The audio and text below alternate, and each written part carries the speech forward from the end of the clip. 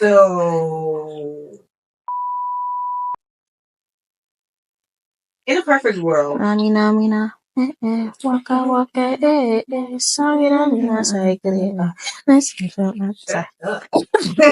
Wait, is it recording? I don't know. Follow the Chellez brand. You can't get too close to me. Y'all don't know y'all names? Oh. Hi, I'm Isabella. Hi, I'm Jay. Hey girl, hey. Well, welcome.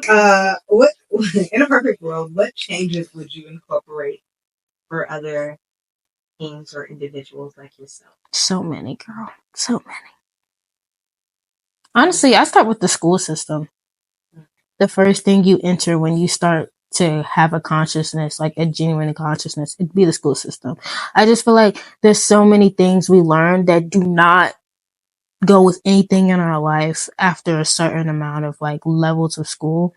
I feel like if they could lower the levels of school and like allow us to take things that we genuinely want to take and find our interest, we wouldn't have to spend thousands of dollars in a school where we need to know what we want to do so that we can go into the world and know what we want to do. I feel like a lot of schools should be exploring different things so that when it is time to learn what you want to do, you can. Yeah, no, I definitely agree because not everyone can afford to send their kids to private schools and get that top-notch education. Not everybody can get into private schools and get that top-notch. Okay. Some people can't even get an education, period. So I feel like we need to change up the school system, period. Better public education. Not even, yeah, and lower and reform. And lower the amount of stupid classes we take. Because why are we taking classes that we will never use again? Like what? Like certain classes you learn it once and you forget it in a year. It's like, yes, okay, history is important. You need to know your history. I understand that. English, some of these kids are at like an elementary school level and middle school. Certain maths are not important. You should not have to learn calculus unless you're going into a field in your life where you need to learn calculus. Because after a while, you learning calculus in like 7th, 8th, or maybe 11th grade, you're not going to remember that in 12th grade. So life skills. Yeah, because like they send us in the world and then we're failing. We're failing. Which is why they gave us that EPF class at the last minute. At the last minute. They have decided that North Carolina State now requires us to take a personal finance class. Our graduating class. Which is great, but at the end of the day, like some of these kids, no, even with that financial class, a lot of us still truly didn't learn all, like, enough. Like, we learned more basic things. What we needed to learn was, yeah, we learned about loans, we learned about credit, important stuff. We learned about federal banks. We learned about like how to choose a good bank. That is important. How to file your taxes. Like that makes sense. It's kind of like home ec in middle school where they learn how to cook. I never and took clean. Home ec. Yeah, they kind of deleted out of schools now. That kind of needs to come back as well. I just feel like there should be more classes where we learn how to live first when we get out of high school and get into college, because like you go into college and you start kind of losing yourself because you don't even know who you are and you don't have the skills to really be a person yet. I don't think I've ever taken any classes that I won't be using knowledge-wise. I've had maybe theory of knowledge, but that's like an iffy one. Yeah, but not knowledge-wise. Yes, it's good to have a lot of knowledge, but after, like, what's the point of having all that knowledge if you're not going to use it? Oh, well, do you understand what I mean? Yeah. Like, why overload these children's brains with all this stuff or different ways to do all this stuff when they're not going to end up doing it at the end of the day? Like, you should overload their brains with things that they would like to do. And if you're trying to like achieve that holistic approach to learning, which I think is the best approach to learning personally, because you make connections and then you can innovate more and create more knowledge and acquire more knowledge and stuff. And the TOK is just like word vomiting out of me. But there's a right way to do holistic knowledge and a wrong way. The wrong way would be overloading somebody's brain with all this information, but not actually connecting it to anything that's you won't understand it unless you have an understanding of it. Everybody should have a mentor. from like the age until once you get into middle school, because that's when you create a small character. Like that's how you're learning to be a person. Middle school is crazy. It's like you're in the middle of a teen, but you're not a teen. But you're not a kid, you know? It's like you're taking like genuine classes, like you're switching teachers, you're taking classes that matter. You might be taking high school classes, you might be taking like really high academic classes in middle school. Like that middle school is basically a mini high school, and those kids are horrid.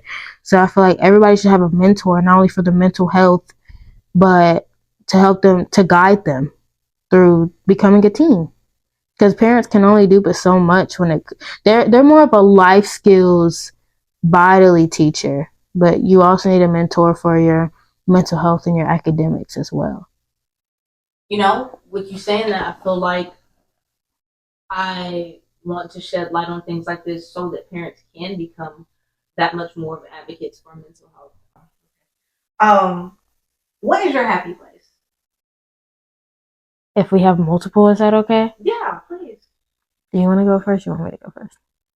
The first one that came to mind for me is my old house back in New York, which is my grandparents' house, because we moved to that house from Queens when I was like 5, and then we lived there till I was 10.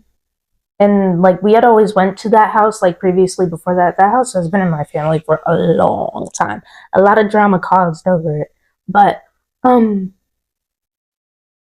just remember being always so like, not always being happy there, but some of my better moments being there, and like that feeling of nostalgia. I think the first thing that comes to my mind is this apartment I used to live in that was near the mall. I feel like no bad ever happened. Like I don't think I was ever unhappy. And I know I was there as a kid. But you know, you have your moments where you just like as a kid. But I feel like that was my best moments because like anytime family came over, it felt amazing. Christmas, Thanksgiving, went to my grandma's. Like I got to go to my grandma's more often. Everybody came to that apartment. It felt nice. Like I wasn't scared to be myself. I didn't feel like I had to move whenever anybody was around. I didn't feel like I had to be boxed up in my room as a safe place. I had friends across the street playing water guns and stuff. I loved the pool. We had a pool. I never had friends across the street. I did. And my school was down the street, so that means a lot of my friends were around the area because it was a district school and not like the magnet school. That's like, honestly, that was my like one of my first happiest places. I felt like no bad could happen, nothing wrong would ever happen. I was like genuinely, truly happy. If we're departing from like a nostalgic happy place, then the beach, which sounds very cliche, but I really like the beach and the water. Because me and water, we're like this. Yeah, we like literally love water. Like if we could reincarnate to mermaids, it's probably what we do. Yeah. I just be cracking jokes. She be talking about real stuff though. Yeah. I don't yap about real life stuff. She like has to keep me up with all the news because I don't care about news or politics and all that. So would you say you guys balance each other out? Yeah. Aspirations. I have a lot of them. I think I'm like a really big go-getter. Like to get what I want, even if it takes a long time. At the moment, I have like a multiplicity of plans for one stretch, and that's college. I think I want to be a psychiatrist or a surgeon. Essentially, all my friends come to me for therapy. Not really for therapy, but they yap to me. Like when I mean You're a yap, I'm support like system. yeah, like I'm like the biggest support system for majority of my friends. Push come to shove, so like I feel like if I go to psychology, I'll be my best. So I want to be a psychiatrist, or just a regular surgeon because I get to help heal people either way or fix people or you know like regular daggler. So Virgo of you. I said I can fix them. There you go. Okay, I'm sorry. You're done. So done. Okay. Isabel, the same question for you. Get through college with my bachelor's in biology and hopefully a double major in either history or poli sci. And that is so Pisces of her. Share any thoughts or feelings that you might have about mental health and how that affects your generation today. I think that even though society has come a long way with how it approaches mental health, it still has a long way to go. And it can be a lot harder for today's generation since we're seeing everybody advertise their lives basically everywhere, and it's made to be like this picture perfect thing for other people to aspire to do, but it can cultivate a more negative environment and even self-loathing environment, I think. I don't think it really impacts me too badly, aside from just feeding into my already perfectionist attitude that I've had way before social media. And with me being like, oh, I could have done this better. And oh, look at her. She's doing this. I could have done this to do this. And just stuff like that. Well, know that you're enough. Okay. Stemming off of that, like the huge access we have to social media, but on top of us and having social media, I feel like the older generations, the way they view us affects us too, because they think that we're not going to stand up for ourselves on small things like at work, like they like, especially in like the medical field or like any corporate field or like big huge field. They think that we're going to let them bully us, and then when we step up they call it disrespectful, and then we're like, oh my gosh, like is that how I am? Like we start viewing ourselves differently, but that's not the case. Like they view us as like either we're the failures or we're gonna save, and like a lot of us are working in an attempt to save the world, and then as all of us also, it's just like if we don't save it, we fail ourselves, we fail everyone else. It's like the views, it makes us look at ourselves harder, it makes us work harder, and then our mental health declines because we're working so hard, because either our parents couldn't help us so much, because like you can only do so much where you came from, and so like your mental health declines because you're like, my parents, I can't do enough for my parents, I can't do nothing for myself. And then like social media, you see everybody doing enough for their parents, or buying their parents houses and cars, or making it out of the hood, or becoming this big influencer. And it's not hard to become an influencer, but it takes time, and a lot of us don't have time. Yeah, like time is like it's relevant. Like or we don't just have plain time. stupidity. Yeah, we don't have